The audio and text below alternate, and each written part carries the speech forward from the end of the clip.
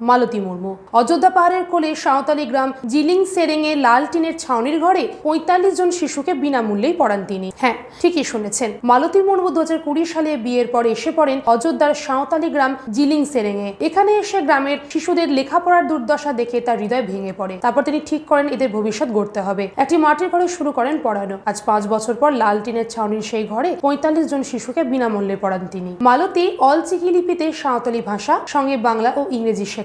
তার গল্পের ছোঁয়ায় শিশুদের চোখে জ্বলে ওঠে পড়ার আলো। গ্রামের সুমিতা বলেন, মালতী আমাদের বাচ্চাদের এমন ভালোবেসে পড়ায় ওদের মুখে হাসি ফোটে। বাসন্তী আর অজয়ের মতন ছাত্ররা এখন ইংরেজিতে সাবলীল, কম্পিউটার শেখার স্বপ্ন দেখে। স্বামী বাঙ্কা মালতীর স্বপ্নের সঙ্গী। তিনি সংসারের ভার নিয়ে মালতীকে উৎসর্গের পথে এগিয়ে যেতে দিয়েছেন। তবে মনের কোণে একটাই দুঃখ, কম্পিউটারের মতন আধুনিক উপকরণের অভাব। মালতী বলেন, বাচ্চাদের চোখে স্বপ্ন আর হাসি দেখে আমার হৃদয় ভরে ওঠে। তার এই নিঃস্বার্থ ভালোবাসা জিলিং সেরেঙে শিশুদের ভবিষ্যৎ উজ্জ্বল করেছে। এই লড়াইগুলোই বোধহয় আসল ওমেন এম্পাওয়ারমেন্ট। কি তাই তো? কমেন্ট করে জানাতে ভুলবেন না।